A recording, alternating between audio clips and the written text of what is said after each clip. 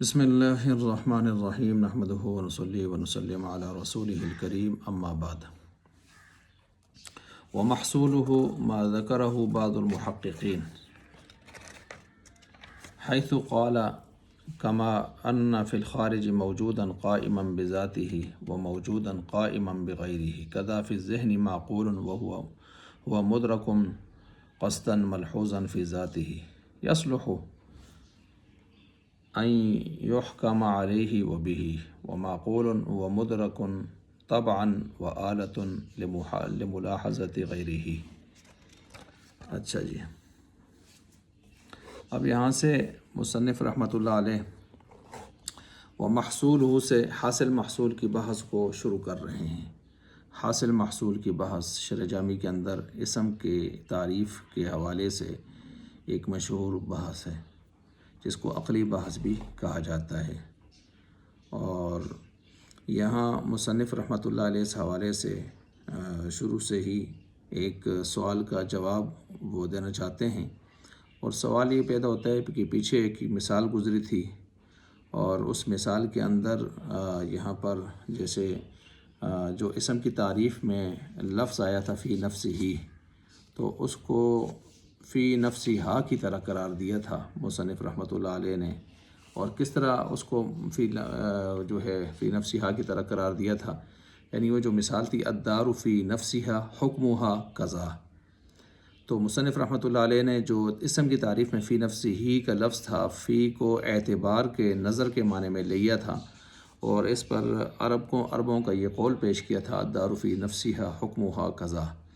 گھر اپنے ذات کے اعتبار سے، نہ کہ خارج محل وقوع وغیرہ کے اعتبار سے وہ اتنی قیمت، اتنا قیمتی ہے، تو اعتبار اور نظر کا معنی لیا تھا فی کا، ظرفیت کے معنی سے ہٹا دیا تھا، وہ تو خیر وہاں پر جواب کی صورت میں لایا تھا اس معنی کو، لیکن اب اس پر ایک سوال جو آپ قائم کیا جا رہا ہے، اور وہ یہ ہے کہ آپ اس کو کس طرح کر رہے ہیں کہ فی نفسہ کہ جو فی ہے اس کو فی نفسہا کی طرح آپ اس کو مشبہ بھی قرار دیتے ہوئے تشبیہ دے رہے ہیں۔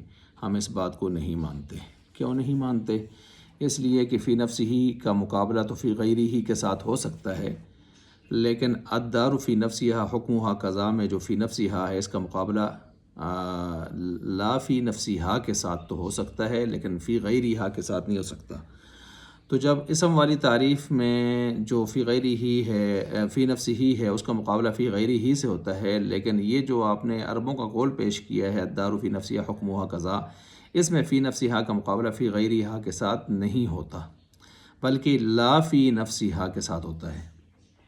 یعنی مطلب یہ ہے کہ جب کوئی امر خارج محل وقوع کا اعتبار کر کے گھر کی دار کی قیمت لگائے تو اس وقت یہ بولتا ہے الدار فی نفسہا حکمہا قضا، کہ یہ گھر جو ہے اپنے امر خارج کے اعتبار سے دیکھا جائے، امر خارج وغیرہ کے جو محلی وقوع وغیرہ ساری چیزوں کو اعتبار کرتے ہوئے، کیونکہ گھر کے ساتھ یہ ساری چیزیں ملحق ہوتی ہیں، تو اس کا اعتبار کرتے ہوئے اس کو قیمت لگاتا ہے، تو پھر اس کو یہ لفظ بولا جاتا ہے۔ اگر صرف گھر کے اعتبار لا فی نفسہا، نہ کہ اپنی ذات کے اعتبار سے، بالکل، یعنی جب خارج کا اعتبار کر کے محل وقوع ساری چیزوں کا اعتبار کر کے لگاتا ہے تو پھر یہ ترجمہ کرتا ہے، اور اگر صرف اپنے گھر کے اندر میٹیریل ان چیزوں کے اعتبار سے ہو تو پھر تو لا فی نفسہا، یعنی بار کی اگر نفی کرنی ہو تو اس اعتبار سے یہ اس کا مقابل بنتا ہے لا فی نفسہا۔ بہرحال فی غیرہا تو نہیں آتا اس کا، جیسے کہ اسم کی تعریف میں فی غیرہ آ جاتا ہے، تو اس کا مطلب یہ ہے کہ مشبہ بھی یہ ٹھیک نہ ہوا، کیونکہ آپ نے کہا کا قولی کا کاف سے آپ نے تشبیہ دی تھی نا، تو یہ تشبیہ آپ کی یہاں نہیں بن رہی، ٹھیک ہے جی۔ تو الدار فی غیرہا حکمہا قضا یہ نہیں بولا جا سکتا، ٹھیک ہے، لا فی نفسہا بولیں گے، اور اسم والی تعریف میں فی نفسہ کے مقابلے میں فی غیرہ بولا جا سکتا ہے، جیسے الحرف ما دل علی معنی فی غیرہ، ٹھیک ہے، یہ بول سکتے ہیں، لیکن اس میں یہاں پر ایسے نہیں ہے، تو پھر آپ نے تشبیہ کیوں دی یہاں پر؟ اس کو تشبیہ اس کے ساتھ کیوں دی، اس کو مشبہ بنا کر، اس کو مشبہ بھی بنا کر عربوں کے قول کو؟ تو اس کا جواب یہاں یہ دینا چاہتے ہیں کہ بھائی کس نے کہا ہے کہ تشبیہ دینے کے لیے مشبہ مشبہ بھی کے درمیان میں من کل الوجوہ 100% آپس میں تشبیہ وجہ تشبیہ جو ہے مماثل ہونی چاہیے؟ نہیں، یہ تو ہم نے نہیں کہا من کل الوجوہ مشبہ بھی کی طرح ہو مشبہ، بلکہ من وجہ بھی اگر مشابہت پائی جا رہی ہے تو تشبیہ پھر بھی ہو سکتی ہے کچھ، یعنی خاص وجہ شبہ میں اگر تشبیہ پائی جا رہی ہے 100% نہ بھی تشبیہ ہو، تو ویسے بھی عام طور پر جو ہم دنیا میں تشبیہات قائم کرتے ہیں تو مشبہ مشبہ بھی 100% مماثل تو نہیں ہوتے، وہ بعض چیزوں میں مماثل ہوتے ہیں، تو بعض چیزوں کو دیکھ کر تشبیہ دی جاتی ہے، لہٰذا آپ 100% کیوں ملانے کے موڈ میں ہیں کہ آپ اعتراض کر رہے ہیں؟ یہ تو ہو گیا اس کا ایک اجمالی سا جواب، ٹھیک ہو گیا۔ اب یہاں جس چیز میں تشبیہ دی گئی ہے اس چیز میں دیکھیں گے کہ آیا اس میں مماثل ہے یا نہیں ہے۔ اس میں مماثل ہے، مثلا اسم کی جو تعریف ہے اس میں فی نفسی ہی آیا ہے، اور یہ الدار فی نفسہا کی طرح بنتا ہے۔ جب یہ بنتا ہے اور کیسے بنتا ہے، تو جس چیزیں یہاں پر تشبیہ دی گئی ہے وہ کیسے بنتا ہے، وہ یہ ہے کہ دار جو ہوتا ہے وہ ایک موجود فی الخارج ہوتا ہے، خارج کے اندر ایک چیز موجود ہوتی ہے، اور اسم جو ہوتا ہے وہ اسم کا معنی وہ موجود فی الذہن ہوتا ہے۔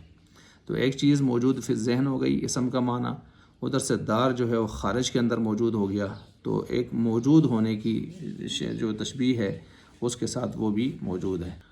تو میں عرض کر رہا تھا کہ اگر دیکھا جائے تو اس میں مثلا میں نے کہا عرض ایک دار ہے، دار خارج جو ہے خارج کے اندر موجود ہوتا ہے، اور قائم بالذات بھی ہوتا ہے، یعنی جوہر ہوتا ہے، جوہر ہوتا ہے، اور اس کے ساتھ کبھی کبھی کوئی امر خارج کا اعتبار کر لیا جاتا ہے اور کبھی امر خارج کا اعتبار نہیں کیا جاتا۔ ایسے ہی اسم کا ایک معنی ہوتا ہے وہ موجود فی الذہن ہوتا ہے، اور اس کے ساتھ بھی کبھی کبھی امر خارج کا انضمام کیا جاتا ہے اور کبھی امر خارج کا انضمام نہیں کیا جاتا۔ یہ دو مختلف صورتیں ہوتی ہیں۔ تو دیکھیں اتنا تو ان کے اندر مماثلت ہو گئی نا، موجود ہونے کی، ایک خارج میں ایک ذہن میں۔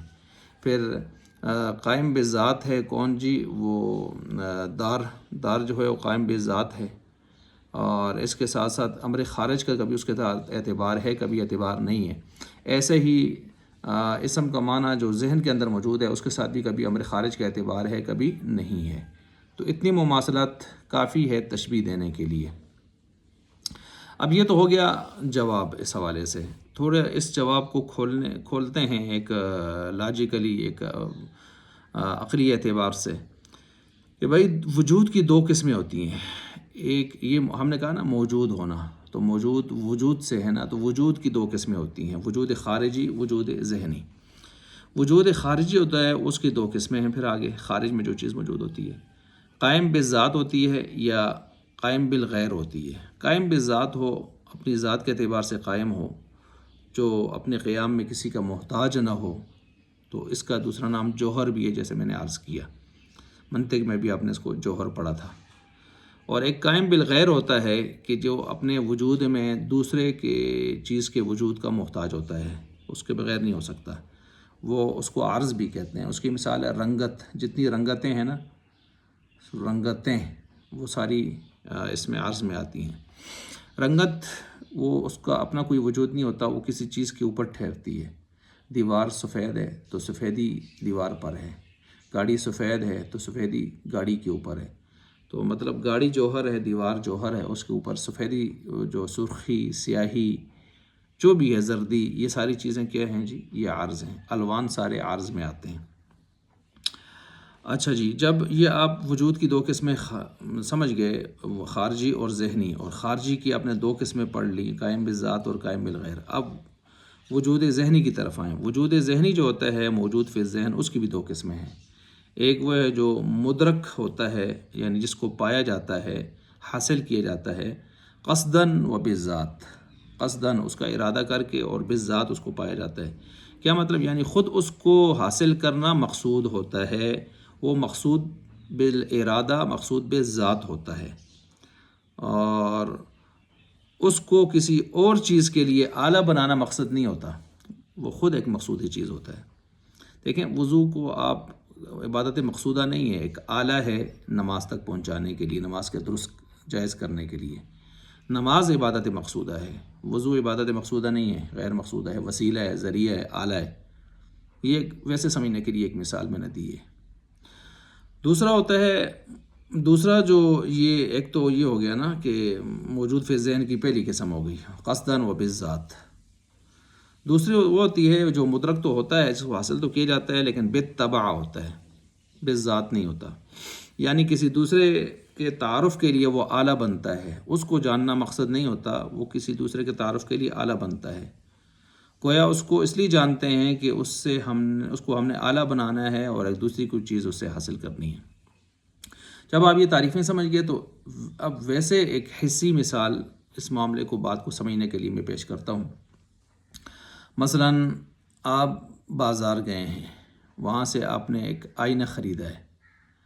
اب آئینہ خریدنے جب آپ گئے ہیں، آپ نے آئینہ دکاندار سے لیا ہے، اس کو ایسے دیکھ رہے ہیں آپ، تو آپ اس کو دیکھتے ہیں تو آپ کو دو چیزیں نظر آتی ہیں۔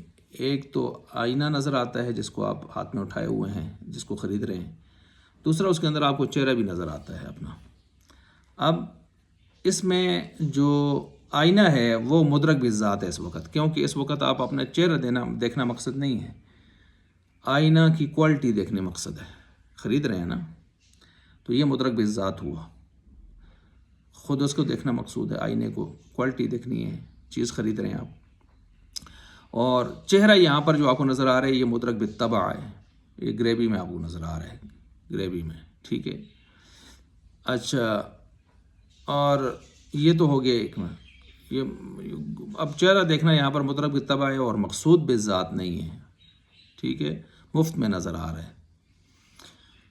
اور پھر آپ اس کو دیکھ کر جو ہے وہ اس کی آئینہ کی صفائی معلوم کر لیتے ہیں کہ اس کی صفائی کس قدر ہے، آئینہ خریدنا چاہیے نہیں خریدنا چاہیے، کوالٹی کیسی ہے، آپ محسوس کر لیتے ہیں، معلوم کر لیتے ہیں۔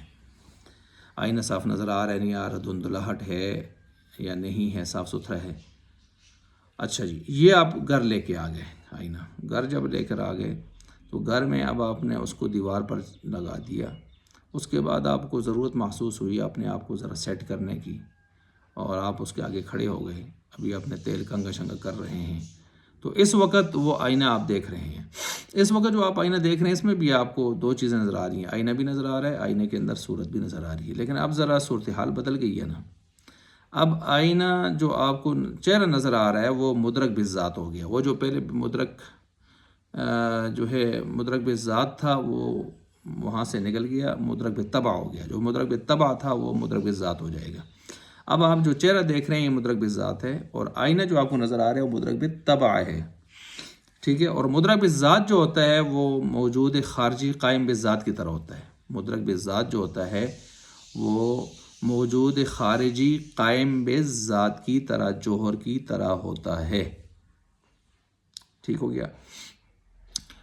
اور مدرک بالطبع جو ہوتا ہے وہ موجود خارجی قائم بالغیر کی طرح ہوتا ہے۔ یہ دیکھیں، اب وجود ذہنی کو وجود خارجی کے ساتھ بھی ذرا تھوڑا مماثل کیا جا رہا ہے پیچھے مثال کو اچھی طرح سمجھنے کے لیے۔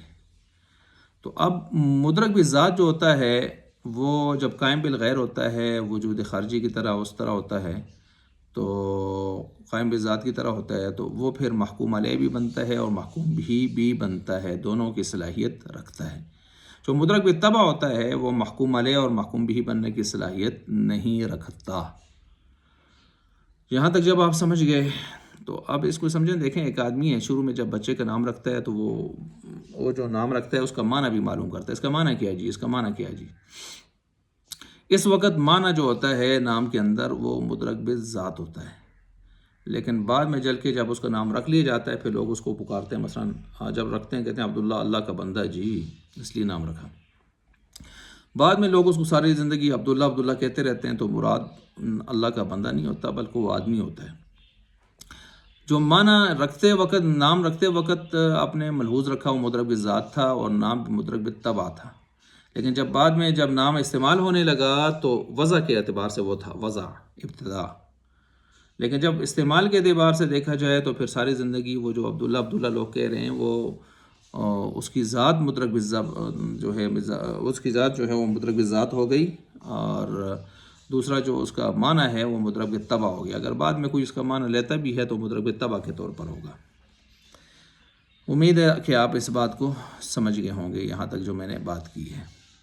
اب اسم اور فعل جو ہوتا ہے وہ ان کا معنی مدرک بالذات ہوتا ہے، اسی وجہ سے اسم محکوم علیہ، مسند الیہ دونوں بن سکتا ہے، اور فعل کا جو ہے وہ مدرک بالذات تو ہوتا ہے لیکن وہ محکوم بھی تو بنتا ہے، مسند تو بنتا ہے، مسند الیہ یا محکوم علیہ نہیں بنتا۔ حرف کا معنی چونکہ مدرک بالطبع ہوتا ہے، اور مدرک بالطبع کے بارے میں ہم نے ابھی اصول بیان کیا کہ وہ نہ محکوم علیہ بنتا ہے، نہ محکوم بھی، نہ مسند الیہ، نہ مسند۔ اچھا جی، یہاں تک جب آپ اس بات کو سمجھ گئے، اب آگے چلیے فل ابتدا، یہاں سے ہم اس بات کو لے کے چلتے ہیں آگے۔ تو کہتے ہیں وہ محصول ہو، اس کا جو حاصل شدہ خلاصہ ہے، ما ذکرہ بعض المحققین، جس کو بعض محققین نے ذکر کیا ہے، حیث قال، وہ فرماتے ہیں کہ کما، جیسا کہ ان فی الخارج موجودا قائما بذاتہ، جس طرح کہ خارج میں ایک چیز جو موجود قائم بذاتہ ہی ہوتی ہے، اور موجودا قائما بغیرہ، اور ایک موجود قائم بغیرہ بھی ہوتی ہے، یعنی پہلی جوہر اور دوسری عرض۔ کذا فی الذہن، اسی طرح ذہن کے اندر بھی معقول، ایک معقول چیز جو سمجھی ہوئی چیز ہوتی ہے، وہ مدرک قصدا ملحوظا فی ذاتہ، ایک وہ ہے جس کو حاصل کیا جاتا ہے ارادہ کر کے، اس کو ملاحظہ کی جاتی ہے اپنی ذات کے اندر، مدرک بالذات۔ یصلح، وہ صلاحیت رکھتی ہے، ان یحکم علیہ و بہ، کہ وہ محکوم علیہ و محکوم بھی دونوں بن سکے۔ وہ معقول، اور ایک معقول ہوتی ہے، وہ مدرک طبعاً، کہ وہ پائی جاتی ہے، حاصل کی جاتی ہے طبعاً، اور آلۃ لملاحظۃ غیرہ، اور وہ آلہ بنتی ہے کس کے لیے جی؟ اپنے غیر کے ملاحظہ کرنے کے لیے۔ اچھا، فلا یصلح لشیء منہما، لہٰذا وہ محکوم علیہ یا محکوم بھی بننے کی صلاحیت نہیں رکھتی، جیسے کہ حرف۔ اب دیکھیں اتنی سی عبارت میں کتنی ساری تشریح جو میں نے آپ کے سامنے کی ہے وہ اس عبارت کے اندر آ چکی ہے۔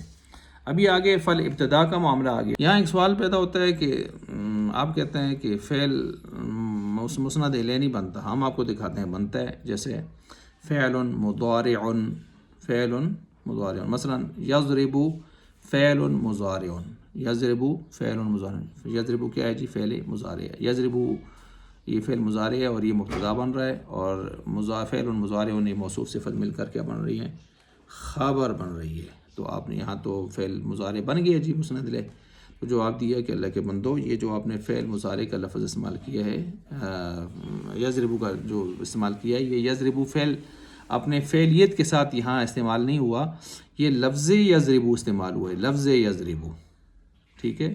تو لفظ کے معنی میں ہے، تو وہ اسم بن رہا ہے، وہ فعل کی حیثیت سے نہیں آئے۔ فعل کی حیثیت سے ہوتا تو یہاں حال استقبال کے معنی کیے جاتے، اور مارنے کے معنی یا دیگر جو معنی یہاں پر ہوتا ہے ضرب یضرب کے اعتبار سے، لغت کے اعتبار سے اس کے بہت سارے معنی آتے ہیں، تو وہ معنی بھی یہاں کیا جاتا ہے۔ تو یہاں تو یہ لفظ کی تعویل میں اسم ہو کر واقع ہوا ہے، اور اسم تو مسند الیہ ہوتا ہے، لہٰذا آپ یہ اعتراض نہیں کر سکتے۔ ٹھیک ہو گیا۔ اب فل ابتداء سے یہاں سے ایک بات کو بیان کر رہے ہیں۔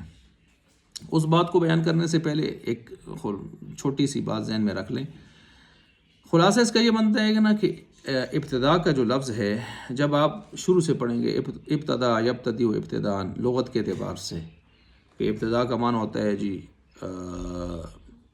جہاں شروع کرنا، ابتدا کرنا، شروع کرنا، تو یہ مدرک بالذات ہوگا۔ ابتدا جو باب افتعال کا مصدر ہے، جب ہم اس کو لغت کے اعتبار سے بیان کریں گے، شروع کرنا، تو یہ مدرک بالذات ہوگا۔ لیکن جب ہم کہیں گے سرت من البصرۃ الی الکوفہ، میں سے چلا جی بصرہ سے کوفہ تک، تو اب من بھی ابتدا کے لیے آیا ہے، لیکن یہ من جو ابتدا کے لیے آیا ہے یہ جو ہے مدرک بالطبع، یہاں من سے بھی ابتدا کا معنی سمجھ آتا ہے، لیکن یہ مدرک بالطبع ہے کہ سیر کی ابتدا کہاں سے ہوئی ہے؟ وہ بصرہ سے ہوئی ہے، لیکن من ابتدا کے لیے ضرور آیا ہے، لیکن یہ یہاں ابتدا جو سمجھی جا رہی ہے وہ بالطبع سمجھی جا رہی ہے۔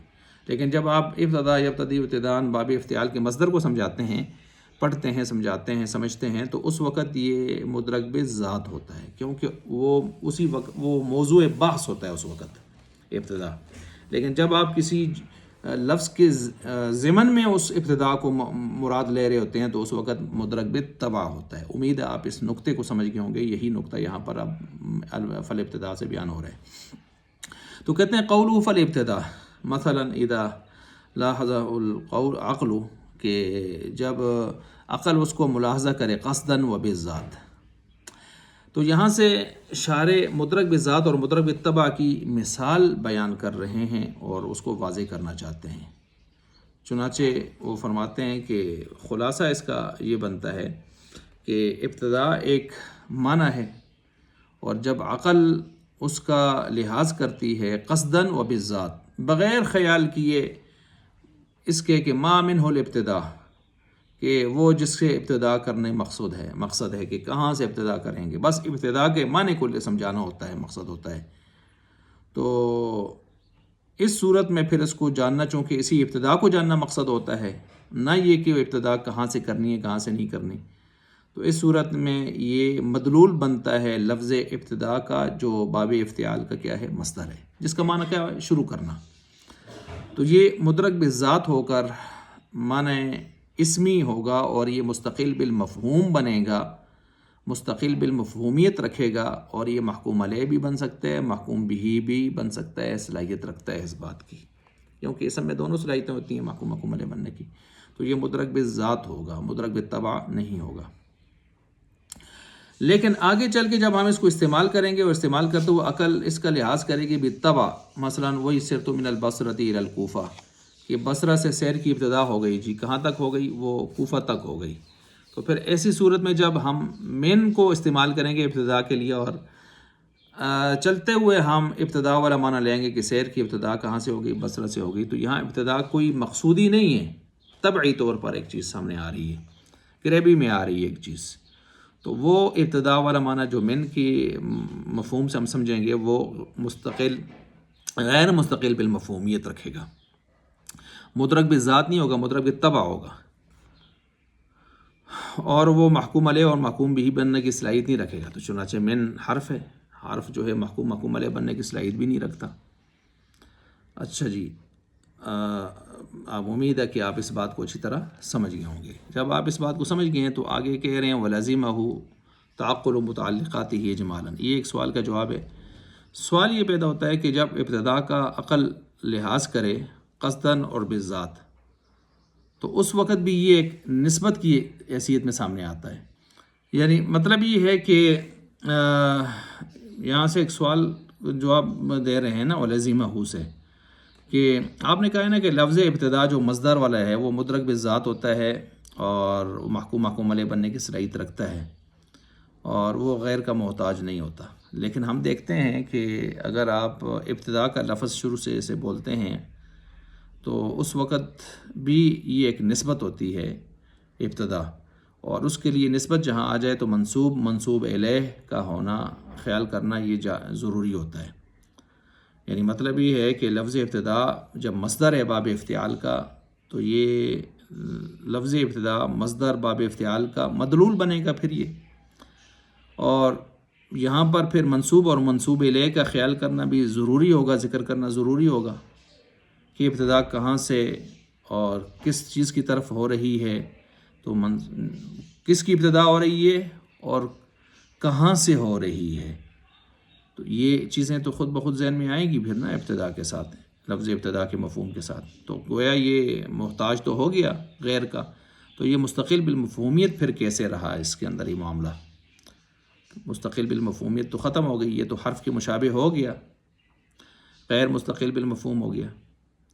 تو اس کا جواب دے رہے ہیں کہ بھائی باب افتعال کا جو ابتدا مصدر ہے، جو ابتدا باب افتعال کے مصدر کا مدلول بنتا ہے، باب افتعال کے مصدر کا مدلول بنتا ہے، اور عقل اس کا قصداً اور بالذات لحاظ کرتی ہے، تو اس وقت اس کے جو متعلقات ہیں نا جن کا آپ نے ذکر کیا، منصوب الیہ، کہ کس کی ابتدا کہاں سے ہو گئی، یہ چیزیں، یہ ان کا تصور اور تعقل اجمالی درجے میں کافی ہے، اجمالی درجے میں تعقل کافی ہے۔ یعنی جب آپ کہتے ہیں نا ابتدا کا معنی ہوتا ہے شروع کرنا، تو ذہن میں جو ویسے ایک کوئی چیز کا تصور گزرتا ہے کہ مثلا ابتدا کیا ہوتی ہے، جی اس جگہ سے سٹارٹ لینا، کسی جگہ سے سٹارٹ لینا، کسی زمانے میں سٹارٹ لینا، کسی جگہ سے سٹارٹ لینا، کسی چیز سے سٹارٹ لینا، تو یہ ایک طبی طور پر، فطری طور پر خود بخود ایک چیز ذہن سے گزرتی ہے. یہ تعقل اجمالی ہوتا ہے، یہ تصور اجمالی. اور تصور اجمالی اور تعقل اجمالی جو ہوتا ہے وہ مستقل بالمفہوم یا استقلال فی المفہومیت کا متضاد نہیں ہوتا، مخالف نہیں ہوتا، دشمن نہیں ہوتا. یہ اصول ہے.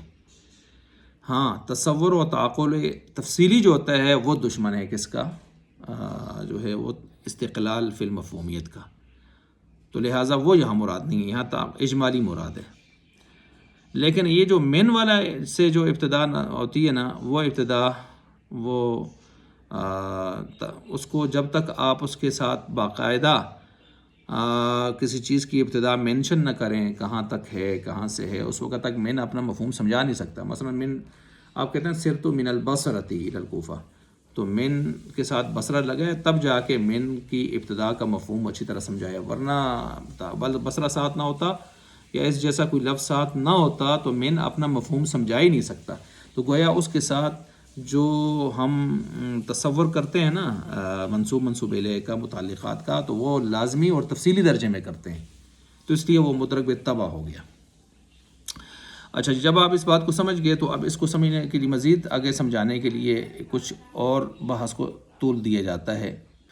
مثلا آپ کو اس طرح سمجھیں کہ توقف ابتدا جو ہے نا، وہ اپنے توقف جو ابتدا کا ہے وہ اپنے متعلقات پر دو قسم کا ہوتا ہے. ابتدا کا جو توقف ہے وہ اپنے متعلقات پر دو قسم کا ہوتا ہے. ایک ہوتا ہے اعلیٰ فعل ما و مکان ما، کسی فعل سے ابتدا ہو جائے، کسی جگہ سے ابتدا ہو جائے، کسی نکرہ کے درجے میں. دوسرا ہے اعلیٰ فعل معین و مکان معین، کسی خاص فعل سے ابتدا ہو جائے، کسی خاص جگہ سے ابتدا ہو جائے. یہ معرفہ کے درجے میں ہوتا ہے. یہ جو پہلا ہے اعلیٰ فعل ما و مکان ما، تو یہ اجمالی تعقل اور تصور ہے. مثلا جب آپ کہتے ہیں ابتدا یا ابتدان کا معنی ہوتا ہے شروع کرنا، تو ہلکا سا تصور کہیں سے کہ بھئی کس چیز کو کس معنی میں ایسے ہلکا سا گزر جائے تو بھئی یہ تعقل تصور اجمالی کافی ہوتا ہے. یہ ہے کسی زمانے میں کسی جگہ سے بھی ہلکا سا تعقل، اور یہ استقلال فی المفہوم کا مخالف نہیں ہے جس کو ہم نے یہاں مراد لی ہے. دوسرا جو ہے وہ ہے اعلیٰ فعل معین، نہیں کوئی خاص جگہ سے ابتدا ہو، کسی خاص فعل کی ابتدا ہو، کسی خاص جگہ سے ابتدا ہو. جیسے من بتاتا ہے من البصرۃ، بصرہ خاص جگہ ہے، وہاں سے ابتدا ہوئی ہے. تو یہ مدرک بالطبع ہے اور یہ تفصیلی درجہ میں ہے تعقل اور تصور. اور جس کو لے کے آپ نے اعتراض کیا تھا، حالانکہ وہ یہاں ہمارا مقصود نہیں تھا، اس کو ہم نے دور کر دیا یہاں سے. یعنی ابتدا میں جو باب افتعال کا مصدر ہے اس کے اندر اجمالی درجے میں ہے، اور جو من کا سے ابتدا سمجھ آتی ہے وہ تفصیلی درجے میں ہے. پہلا مدرک بالذات ہے، دوسرا مدرک بالطبع ہے. اور اب ہم نے پیچھے ابھی بتایا آپ کو کہ توقف اجمالی جو ہوتا ہے وہ استقلال فی المفہوم کے مخالف نہیں ہوتا. تفصیلی جو ہوتا ہے، تفصیلی توقف، وہ استقلال فی المفہوم کے مخالف ہوتا ہے. اچھا جب آپ اس بات کو سمجھ گئے ہیں، مثلا اس کی مثال ہے نا کہ ایک ادب پڑھانے والے، علم ادب پڑھانے والے کوئی استاذ ہیں اور وہ ابتدا کا معنی بیان کر رہے ہیں. ابتدا یبتدی و ابتدان، یہ باب افتعال کا مصدر ہے، فلاں ہے. تو طلباء اور پڑھانے والے معلم استاذ اس وقت وہ مثالیں نہ بھی دیں تو خود طلباء سمجھ رہے ہوتے ہیں کہ ابتدا کا معنی یار شروع کرنا ہوتا ہے، کسی جگہ سے، کسی زمانے سے، کسی وقت سے شروع کرنا. تو کوئی اعتراض اشکال نہیں کہ جی کہاں سے شروع کرنا، کیسے شروع کرنا، ایسا نہیں. ہر آدمی سمجھ جاتا ہے کہ بس شروع ہوتا ہے. تو یہ تصور تعقل اجمالی ہے، یہی یہاں پر مراد تھا جس کو ہم نے لیا. ٹھیک ہے. لیکن جب استاذ آگے کہتا ہے میں نے ابتدا کے لیے آتا ہے، تو اب خود بخود ذہنوں میں آتا ہے میں نے ابتدا کے لیے آتا ہے، یار اس کی کوئی مثال ہونی چاہیے، کیسے ابتدا کے لیے آتا ہے. پھر جب ہم کہتے ہیں سرت من البصرۃ، اچھا بصرہ سے ابتدا ہو گئی سیر کی، تو اس کا مطلب یہ ہے کہ ہم بصرہ ایک خاص جگہ ہے، خاص معین جگہ ہے نا، تو وہاں سے ابتدا کر رہے ہیں.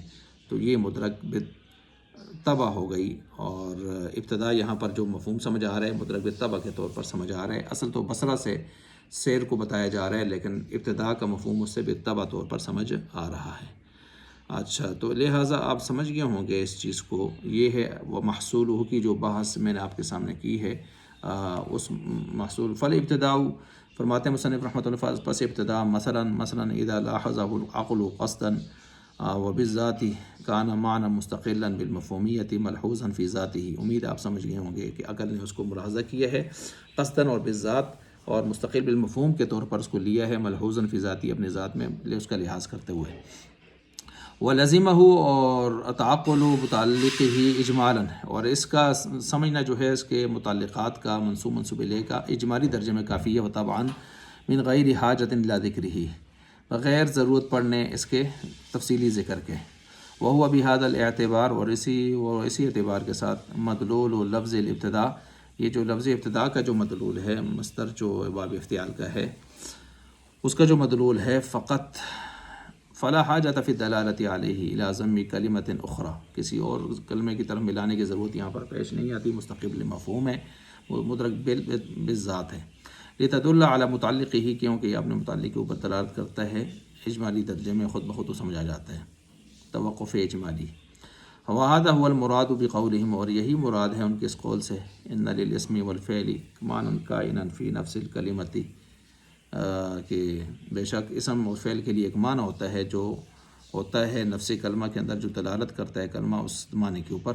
وَإِذَا لَاحَظَهُ الْعَقْلُ، اور جب عقل جو ہے اس کے اوپر کیا کر رہی ہوتی ہے، دلالت کر رہی ہوتی ہے، تو من حیث اس حیثیت سے کہ ہوا حالت بین السیر والبصرۃ مثلا، کہ وہ ایک ایسی حالت میں ہوتا ہے جو سیر کی حالت ہوتی ہے، اور بصرہ سے اس سیر کی کیا ہو رہی ہوتی ہے، ابتدا ہو رہی ہوتی ہے. اور یعنی قائما بالسیر بالقیاس الی البصرہ، نیچے عبارت لکھی ہوئی ہے. وجعلہ آلۃ، اور اس کو بنایا آلہ یہاں پر جو ہے لتعرف حالہما، تاکہ جانا جائے ان دونوں کا حال. کانا معنی غیر مستقل بالمفہومیہ، کہ ان کا جو معنی ہے وہ غیر مستقل مفہوم، یعنی من سے جو معنی ابتدا کے سمجھ آتا ہے وہ غیر مستقل بالمفہوم ہے. تفصیلی وہ چاہتا ہے، تفصیل کو چاہتا ہے یہ، ٹھیک ہے، یعنی توقف تفصیلی کو چاہتا ہے، اس کو واضح کرنا چاہتا ہے. اس کے بغیر یہ معنی مفہوم اپنا واضح نہیں کر سکتا. ولا یمکن، ممکن نہیں ہے ان یتعقل، یا ان یتعقل کہ سمجھا جائے اس کو، الا بذکر متعلقہ بخصوصہ، مگر یہ کہ اس کے متعلقات منصوب الیہ وغیرہ جو بھی ہیں وہ سارے کے سارے ان کو خصوصیت کے ساتھ، تفصیل کے ساتھ جب تک ذکر نہ کیا جائے گا تو من اپنا ابتدا والا مفہوم سمجھا سکتا نہیں ہے. ولا یدل علیہ، اور نہ یہ کہ وہ دلالت کرے اس کے اوپر، نہ یہ کہ وہ دلالت کرتا ہے اس کے اوپر، الا بضم کلمۃ اخری، مگر ایک اس کے ساتھ کوئی کلمہ ملایا جائے، جیسے یہاں بصرہ اور کوفہ کو ملایا تب جا کے من اور الا کا معنی مفہوم سمجھ آ رہا ہے. دالۃ علی متعلق ہی، جو کلمہ اس کے اوپر متعلق کے اوپر کیا کرتا ہو، دلالت کرتا ہو. متعلق کیا ہے، مثلا منصوب الیہ، کہاں سے کہاں تک سفر کی ابتدا انتہا ہو رہی ہے، اس چیز کو وہ معلوم کرتا ہو. تو یہ محصول ہم نے ختم کیا، والحاصل وہ آگے آ رہا ہے، اور حاصل سے پھر جو حاصل والی بحث کو شروع کیا جا رہا ہے.